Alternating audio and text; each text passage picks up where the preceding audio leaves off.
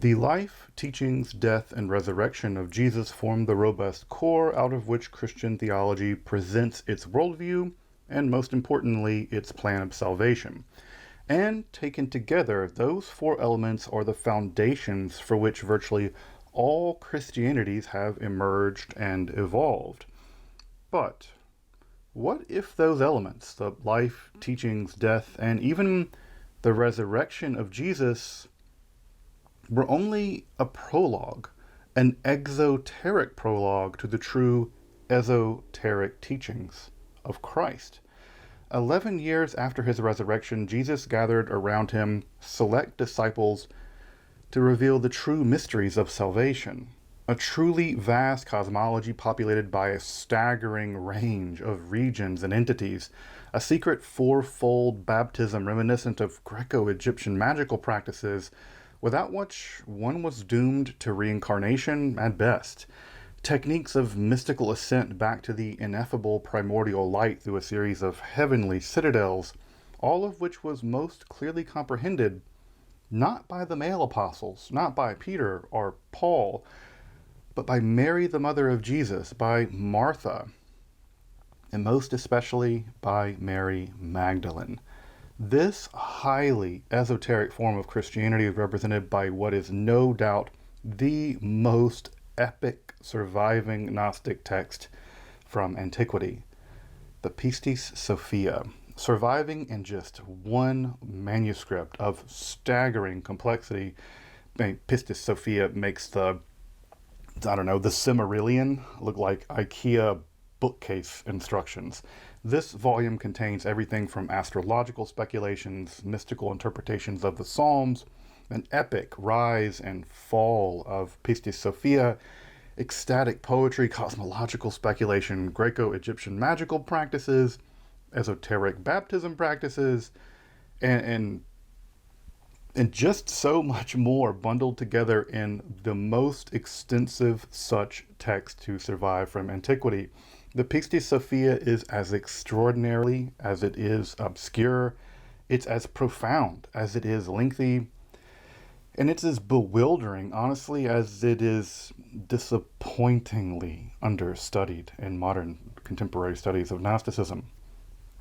Let's explore it together. Make sure to subscribe for weekly explorations of topics in esoteric history. And if you'd like to support this work of providing evidence-backed, free, and accessible content, I'd hope you consider checking out my Patreon and my merch here on the channel. If you're new to the study of esotericism, you definitely want to make sure to check out my study guide that gives you step-by-step academic introduction to the study of Western esotericism. And if you're really hardcore and you're really interested in historical books on such topics of the occult and the mystical, make sure to check out Esoterica Rare Books, my bookstore. You can find those links in the description and in the pinned comment. Whew, all right, buckle up. Let's turn to the most epic surviving Gnostic scripture, the Pistis Sophia.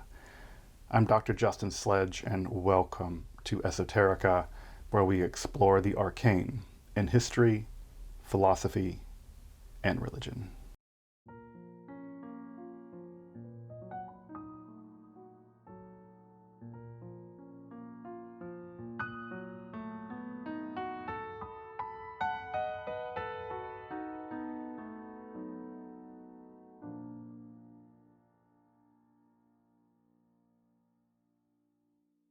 The Pistis Sophia is contained in one surviving codex, just one of 174 leaves of original 178. That's about 21 by 16.5 centimeters.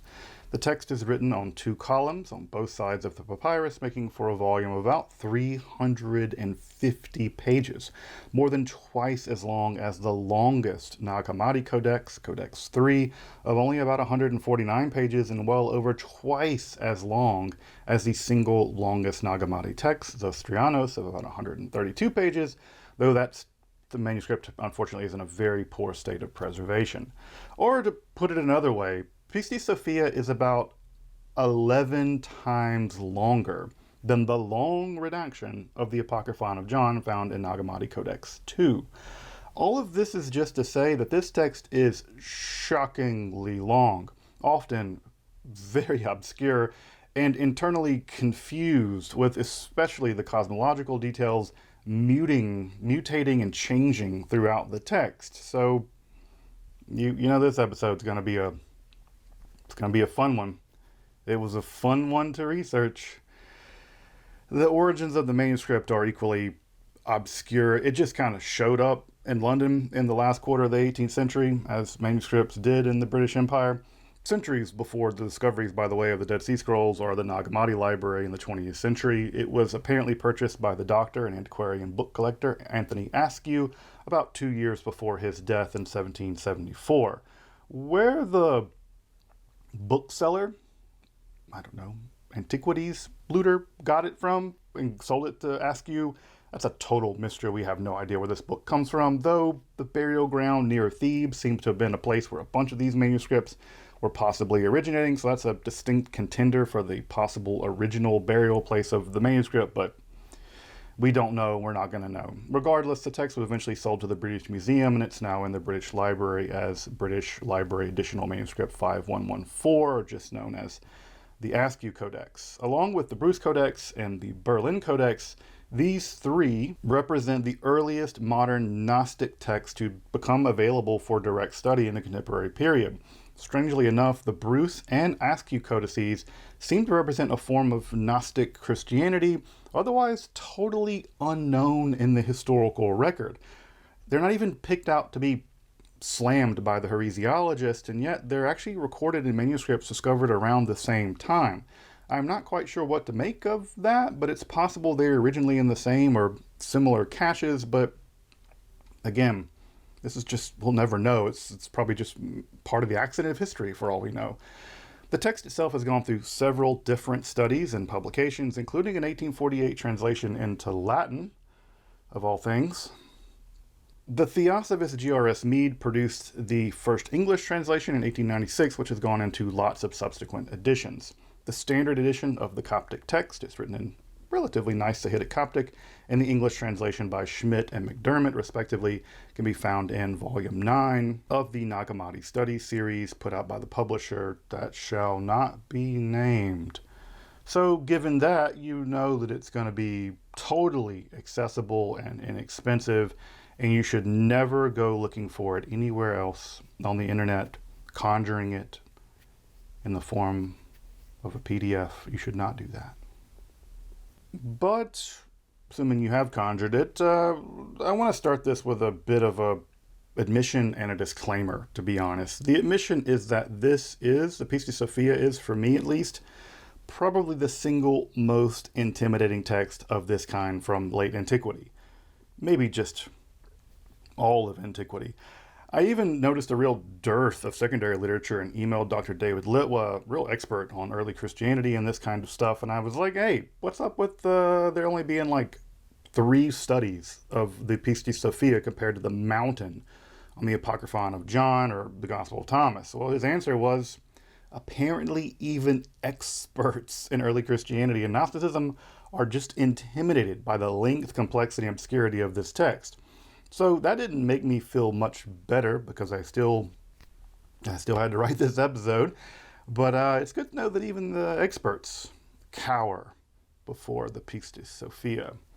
Secondly, a bit of a disclaimer. Given the length, complexity, and obscurity, this episode's kind of just one. It's only going to scratch the surface of this text. You got to go read the damn thing for yourself. And 2, I'm going to be trying to provide a diplomatic analysis of the major features of the text as a gestalt, as a whole picture. And by diplomatic, I mean I'm going to have to paper over so much of the complexity and the often just internal incoherence of this text. The cosmology of the Pistis Sophia is both very obscure at times, we just have no idea what it's talking about, and it doesn't explain itself because esotericism, and it's somehow also very complex. It's, again, as I mentioned, the most complex cosmological treatise I know of from the ancient world, and it just isn't consistent. Features of the cosmology shift and mutate in various parts of the text, making one systematic, this is the cosmology of the Pistis Sophia. Yeah, there ain't that. There ain't ever gonna be that. So why I hope this episode gives you the I don't know, the lay of the land and some handles by which to explore the text on your own. That's the whole point of these episodes. Nearly everything I'm going to say about this text is going to require qualification as you closely study the text on your own. But to be real, that's your job. My job is to empower you to read the thing. Your job is to do the reading of the damn thing. Finally, and just to add more fun to the pile, Pistis Sophia actually isn't even one text. The codex itself seemingly contains 4 or more breaks, only the second part of which calls itself the second book of the Pistis Sophia. The first one doesn't call itself the first book of Pistis Sophia, and it's probably a later title that was originally a part of the books of the Savior, so that's all real helpful. Exactly how to divide this text up isn't clear, and it's still being debated by scholars, and it's likely that earlier and later redactions of similar texts, earlier and later thematic texts which differ on details or emphasis perhaps, and even several genres of texts which are soteriologically connected but not logically connected, are all probably just stitched together into the quilt of this codex. What seems to connect them, however, is a roughly similar cosmology ruled over in some sense by a positive demiurge entity known as you, IEOU in English, in which salvation is attained through various esoteric baptisms revealed to humankind by the resurrected Christ. In that sense, it is a very Christian text. Now, I've covered the literature that contains both the esoteric baptism mysteries along with the final upper reaches of the cosmology that the soul must traverse before salvation, known as the treasuries of light. They're like camps or citadels made of light up in the upper reaches of the cosmology, and you can check out those episodes on the system of the treasuries and the baptisms in the first and second books of You. You can check those episodes out in the card above. Somewhere. It's in the description and stuff. In some sense, this episode on the Pistis Sophia is kind of a prequel to those episodes, so watching the episodes on the books of You and the baptism episode makes some sense after you've watched this one. I really only made this one last because I was just frightfully intimidated of making an episode about this, so there's go. You can check those episodes out and see how the mystical literature and the mystical ascent literature goes, but to get some sense of how all of this functions, we have to explore the cosmology of the Pistis Sophia. I hope you have some espresso nearby, or whiskey, or both. This is the part of the roller coaster where you've reached the top and now you... At the top of the cosmos, as much as it's a top, the ontologically top, but the top of all this is a realm known as the ineffable one, variously known as the interior of interiors, the one alone, the unmanifest, the fatherless one, and the great invisible one. This is the primal fount from which all being and all beings ultimately emanate, including all the evil ones. This is very important. Even the evil ones do emanate in this system from the primal one. While some vague details are provided, this entity is they're just basically beyond all conceptions. However, differentiation does occur, and a first space of the ineffable opens up, known as the first vesture, which contains the first beings to differentiate potentially, but not yet actually. It is a division in the ineffable, but not an actual one. This region further undergoes divine mitosis, and as the second vesture opens up, distinct emanations emerge known as the 24 invisibles or the uncontainables. Among them will be Pistis Sophia, who we're going to come back to a lot in a minute, but also the 24th of those emanations, which is the total fullness of the word or logos. So that's Jesus. What's up, Jesus? This will be the third space that will open up and eventually become what is known as the first mystery, forming a veil permeable by said Jesus, which will link the ineffable worlds above to the world of spirit and matter below. Indeed, this knowledge of, or gnosis really, of the first mystery is key to the process of salvation, and this is the region in which souls who have received the mysteries of the 4 baptisms will eventually return to dwell there for eternity. So this is where you want to get to. That's like the end of the game is the first mystery, but we're just getting started. Beneath that region of the first mystery is what is called the place of the right. This contains the various treasuries of light, which the first book of You painstakingly, but actually incompletely describes. This region contains entities known as the 7 voices, the 3 amens, and the 5 trees, who dwell variously in the treasuries of light. These are something like divine palaces or camps populated with various angel-like entities which guard them and who are kind of scary.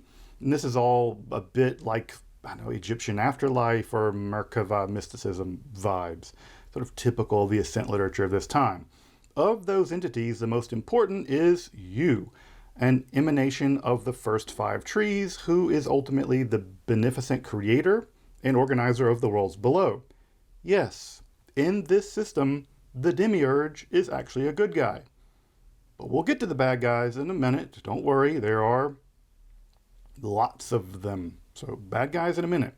But You, not you, You, is known as the father of Jesus's father because You will ultimately emanate the great Sabaoth, which will endow Jesus with the soul as he makes his way, Jesus makes his way, down the system to become incarnated later to do the whole saving humankind business. It's also worth noting that the 5th of the tree emanations, the first being You, is Zorokathora Melchizedek. Zorokathora Melchizedek, who will become head of the 5 Paralimptors, or the receivers, who receive, process, and perfect our souls in our journey up toward the first mystery. So, Melchizedek cameo.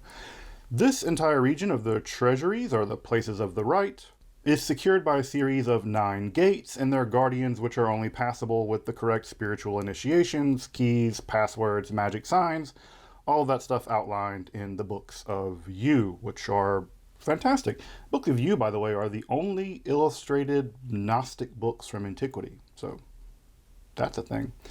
From here, or kind of to the left of here, is the region known as the Mesos, the mist, or the in-between. This region contains the Virgin of Light, who judges whether or not a soul can proceed up through the system or be reincarnated or cast into the hellish perdition that is the outer darkness. This region also contains her various assistants, including the 15 helpers and the 12 virgins, along with Little Sabaoth, which is sometimes associated with the planet Jupiter, who seems to steer souls toward the good, but then Jupiter later is a bad archon. Yeah.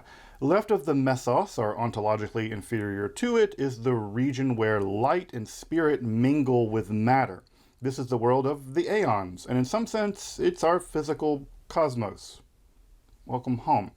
At the top of this system is the 13th aeon, where the mother of the world, Barbelo, you may recognize Barbelo from sort of Sethian Gnosticism, dwells along with the triple-powered gods, also a Sethian motif, which at times can be neutral, good, or real evil. Come back to that. Now, this whole region is a kind of flex on the Sethians, as represented by texts like the Apocryphon of John. But again, I'll come back to this after the tour. This whole area is just sort of a thumb in the eye to the Sethians. Beneath the 13 Aeon is the realm of fate, or the Harmony, represented by the 12 emanations of the zodiacal archon. So now we're getting down to the region of the fixed stars and the zodiac as it sort of shifts back and forth through the sky. From there, we pass into the realm of more matter than light and spirit. And here be dragons. Literally. This is the world of chaos, ruled over by the horrible authorities, the self-willed one, sometimes associated with Adamus, the great tyrant who causes souls to drink from the cup of forgetfulness as they pass into our physical bodies. This is also the region in which Yaldabaoth will occur in the Pistis Sophia myth as a kind of lion-faced false light in the void, though, very important here, he is not the demiurge of this system. Yaldabaoth is not the demiurge. You is. Recall, and this region is eventually going to be populated with a whole bunch of demons, 49 animal-faced demons to be specific, during the whole fall and rise of Pistis Sophia, which we'll come back to.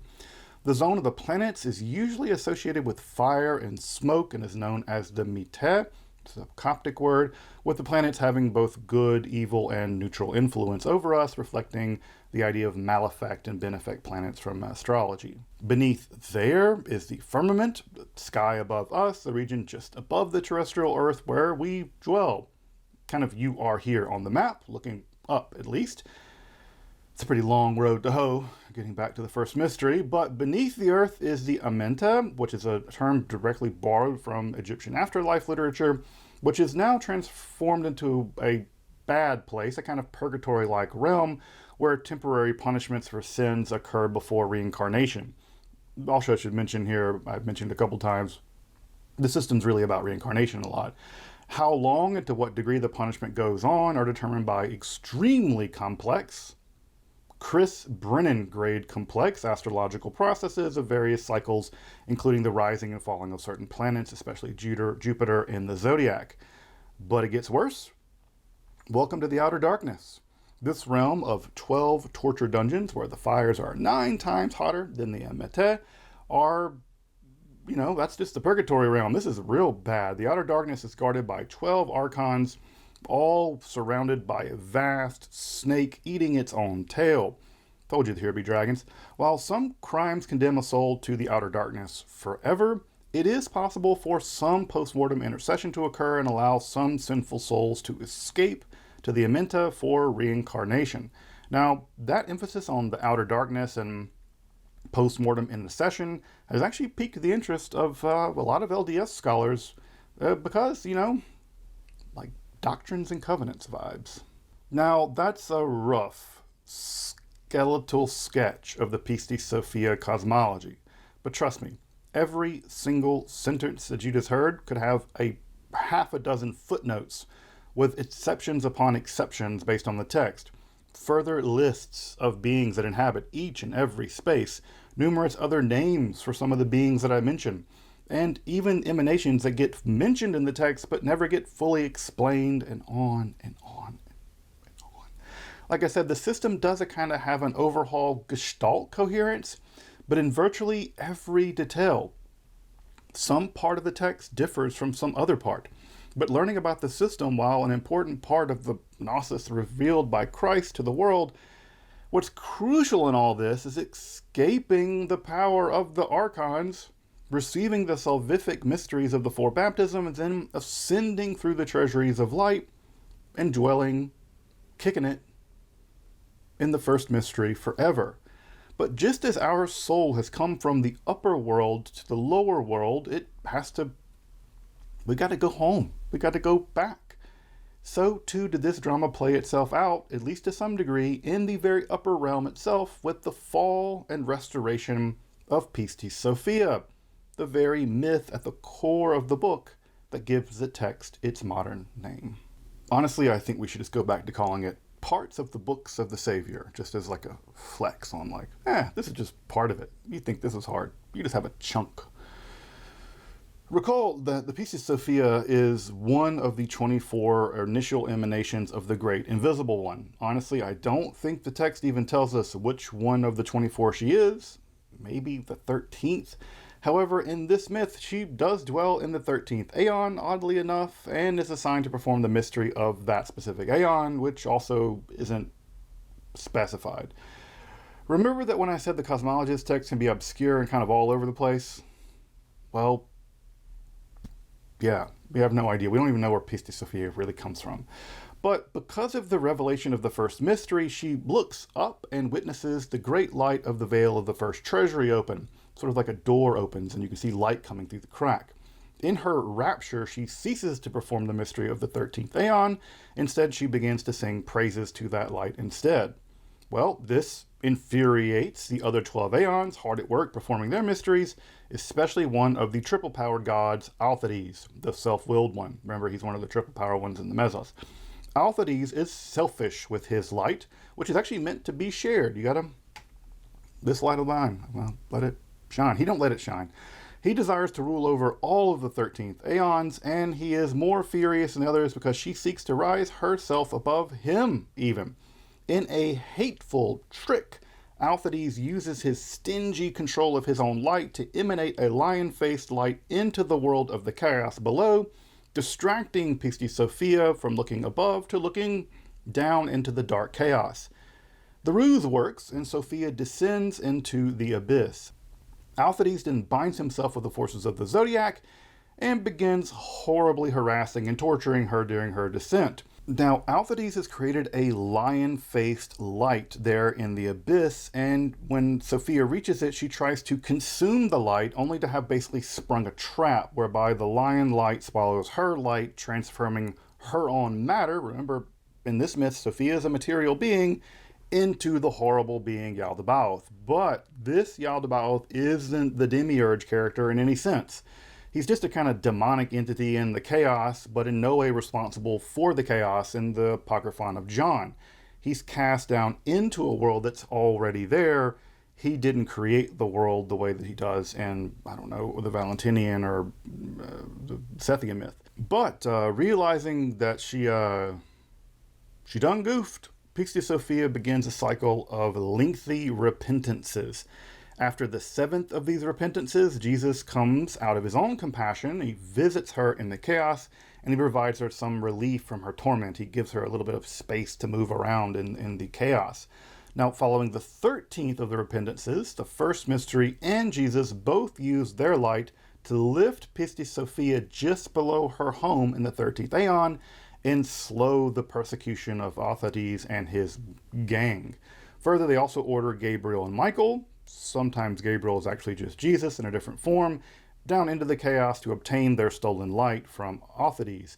In the rare rage, the Fate Archons get light from Alcides, and then they transform themselves into 49 different kinds of animal-headed demons, like basilisk demons. The horrible tyrant of the abyss, Adamas, now emerges and oppresses Sophia further, dragging her back down into the chaos. She cries out once again, noting that if she remains in the chaos unrestored to the 13th aeon, this process is going to go on forever. They're going to torture her forever. The first mystery applies that he just can't restore her to the 13th aeon at that time, and he has to wait a threefold cycle for a threefold cycle to come to an end, which will end with one of the gates of the treasury to the light opening. This is probably referring to some kind of obscure astrological timing where, frankly, the system has to just move about to allow her to escape. Adamas restarts his persecution of the Pistis Sophia, all the while she's singing praises to the first mystery. Then something extraordinary happens in the text itself. In the Pistis Sophia, this account of the fall and rise of Pistis Sophia is actually recounted by Jesus to his various disciples. Specifically, the various repentances and praise hymns of Pistis Sophia being matched with a kind of esoteric hermeneutic by the other disciples with various psalms or texts from the Odes of Solomon. Philip, by the way, is acting as a scribe here. He sort of complains about it a little bit. And without doubt, the most eager, the most wise, and the most blessed student in that entire discourse, you guessed it, it's Mary Magdalene. In fact, there's even this wonderful moment where Peter just starts being a crybaby about the fact that he hasn't got to do an interpretation because Mary's just frankly so fast on the draw with the interpretations. She's like that smart kid in class that just knows all the answers and just blurts them out without raising her hand. Maybe she was kind of obnoxious. Regardless, the text of the Pistis Sophia very much emphasizes Mary Magdalene and her secret wisdom over and against almost all of the disciples, so much so that they look a bit pale compared to my girl Magdalena. It's as if Mary Magdalene knows the correct answers to all this stuff because maybe she's somehow connected to Pistis Sophia, but that's just honestly a bit of speculation on my part.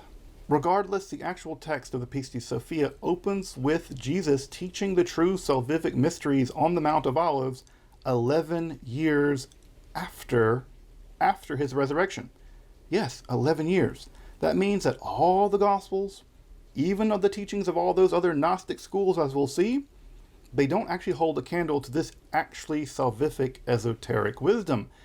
The real secrets are only going to get 11 years after Jesus has already been resurrected into a very tiny clique of disciples. But while teaching on a very specific astrological date given in the text, Jesus suddenly rises into the heavens for 30 or so hours to obtain his garments of light.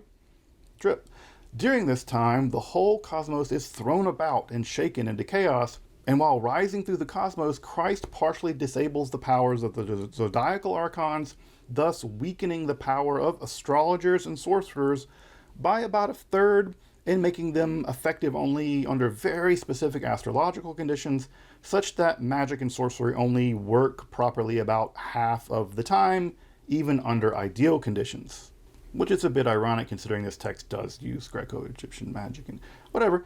But apparently during this 30-hour period, that's when Jesus seems to actually lift Pistis Sophia back to the 13th aeon, restoring her finally to her original position. Adamas just sees his light go out in the chaos, and Pistis Sophia rises up along with even the other archons and even the other 23 invisible ones. Well, I guess 22 other invisible ones. They can't see the risen Christ. Regardless, Pistis Sophia is returned to the 13th aeon. She sings a final zinger of a hymn, and that's kind of it. It's kind of a nothing burger in the end. But what do I mean by that? Well, if you're watching this video, you probably have some familiarity with the Sophia fall and rise myth and other Gnostic texts like the Apocryphon of John. If you don't, you can watch my episode on the Apocryphon of John. In that text, the fall of Sophia is the catalyst that creates the horrible demiurge Yaldabaoth, and that demiurge goes on to create the physical world in which we're all imprisoned in, and Sophia is the one that smuggles in the divine light that ultimately allows for the possibility of human salvation. In the Valentinian mix, Sophia is the mastermind, kind of directing the demiurge as part of the very process of salvation. The demiurge there is more of a doofus than an evil being. In both cases, she's a semi-divine being whose fall and rise is decisive for the entire soteriological plot of Gnosticism. Well, she's not so much in Pistis Sophia. First, she's a material being in this text, not a spiritual one. The 13th aeon is very much in the realm where light and spirit are mixed with matter. Secondly, her fall doesn't seem to have anything at all to do with human salvation or the creation of the physical cosmos, which is, again, already there for her to fall into. The world of chaos probably just is our world. Aside from her cycle of repentances and praises, she doesn't really do anything. She doesn't really do much. It's mostly angels, the first mystery, or Jesus that kind of come to her rescue along with the horrible archons that torture her. And when she is rescued, she's just restored to the 13th aeon. The 13th, seemingly even below perhaps the treasuries of light. Now, if you receive the 4 baptisms and all the mysteries and such, you'll end up on a higher cosmic register than the mere material 13th eon. You'll end up way up in the first mystery. While this myth is really interesting, it could be totally removed and change nothing about the system and its unfolding. Pistis Sophia is, when seen in the scope of the whole system, a relatively minor character whose fall and rise are seemingly inconsequential, especially when compared to other versions of this myth. So why is it in the text at all? And why is it so massive? It takes up a huge footprint. I agree that it's probably a flex on other Gnostic schools. This soteriological system relies on a series of 4 baptisms and the ascent of the soul through the treasuries of light to achieve salvation. Very complex knowledge revealed by Jesus years after his resurrection and apparently codified in the text that we now know of as the 2 books of You, at least in part. Those other texts, traditions, and rituals are just simply too little and too early for salvation from this perspective. The Gospels and the Pauline letters and other texts, yeah, they might be important exoteric teachings, but none of them are really sufficient for salvation in the context of this system. But it seems like the Sophia myth was pretty popular in the marketplace of ideas at the time, and perhaps the composers of these texts kind of, grandfathered it in, shoehorned it into their system, perhaps hoping to, on one hand, compete with all those other schools, the Sethians and the Valentinians, but they did so by vastly demoting its significance and importance in incorporating it. What was once, Sophia is the catalyst of the entire system, is kind of made into Sophia the side quest. And while I think this metaphysical demotion of the Sethian and Valentinians is actually at work in this literature, it's certainly complicated by the fact that this side quest takes up more than half of the first two sections of this text. Now, perhaps it had some kind of early liturgical value, or an early initiate was meant to identify with Pistis Sophia as part of their initial salvation cycle, or it was just marketing, like they got Sophia. Well, we can get Sophia and we can make Sophia not so great compared to I don't know. But whatever's going on here, it's lengthy, complex, and obscure. In fact, there's a whole other fall and rise myth in this text with the archons. Of the 12 archons, 6 are ruled by Sabaoth, who practices the mysteries associated with sexual intercourse, while his brother Yabraot, and his 6 believers actually do believe in the mysteries of the light. Needless to say, Sabaoth is dejected and cast down into the material world, and Yabraot is actually raised up just below the 13th Aeon, that region kind of where Pistis Sophia was tortured for a while, and they're going to be allowed to enter the treasuries of light at some appointed time in the future, something that not even Pistis Sophia gets to do. Now, how all of this fits together is just frankly above my pay grade. I have no idea, but it's lengthy, complex, and obscure. As I've said, at the core of this whole system is the question of salvation. At the core of all this is salvation via the 4 baptisms and the ascent of the soul through the treasuries of light to dwell in the region of the first mystery, again, as taught by the resurrected Christ 11 years after he's been resurrected. It's just kicking it. So what can prevent this process? Well, it's sin. It's Christianity. I mean, it's sin. But even being morally good and even being a Christian of a certain stripe only secures a kind of minor salvation either in the mesos, but most often temporary punishment in the purgatorial amenta, then reincarnation or torture in the outer darkness. But in good shape, you'll get reincarnated and you can try again. Of course, the worst kinds of sins, murder, predating upon children, consuming menstrual blood, or semen, which is probably a dig at other Gnostic schools at that time, along with other, typical sins that get you into regular old hell. They also get you into the outer darkness, which may or may not last forever, depending on the part of the text you're reading. And some parts of the text even have special outer darkness escape hatches, but Book 3 devotes most discussion to the rules of ethical life, how to avoid sin, and what to do when one has sinned, especially sinned after receiving some of the mysteries of the baptism. But how exactly does sin occur according to the ideas of the Pistis Sophia? At birth, human beings are infused with 3 things, with divine power, which kind of animates the human being, the soul, which is actually material from the archons, and a kind of counterfeit spirit, as the text has it, which comes from the cup of forgetfulness given to us by the evil archon being Adamas. However, the counterfeit spirit seals itself with the soul.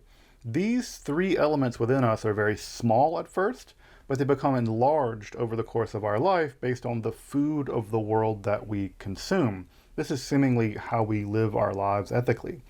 However, only the 4 baptisms have the power to eventually break the seals that the counterfeit spirit has on our soul, thus allowing it to rise through to the mesos, and then eventually into the treasuries of light, and to the rest back to the realm of the first mystery, again, only if we've gotten the 4 baptisms. And Book 3 is a lengthy, sometimes systematic series of treatises of how to live the correct life according to the Pistis Sophia, how to remand those who sin, and what kinds of chances are allowed for those who kind of mucked it up. It's a book about second chances.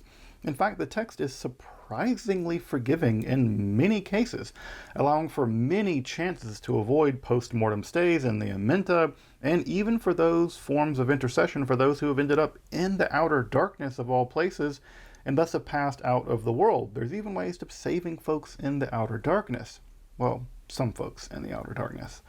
Thus, Pistis Sophia also gives us an amazing insight into Gnostic theoretical and practical ethical life, just as much as, I don't know, the wild world of the cosmological speculation that everyone knows and loves from these kinds of texts. There's just so much to this text. I haven't even gotten to discuss how complex Egyptian decanal astrology is incorporated in the text, especially for the calculation for the punishments of the people in the Amenta.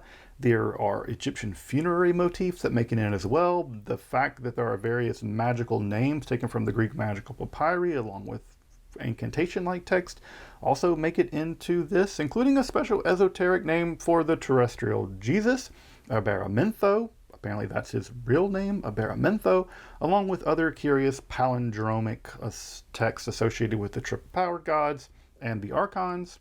Oh, also Hecate and Typhon punish people according to the Pistis Sophia in the purgatorial Amenta journey, which you can read about more in book 4. It's kind of a book 4 has like Dante vibes. There's Manichaean influence on the text, how book 4 may be a kind of warm-up, at least book 4 part 1 is kind of a warm-up text for the initiate's first water baptism. There's that whole interesting note that I mentioned earlier on Zorokathora Melchizedek and the Paralymptors and processing the soul.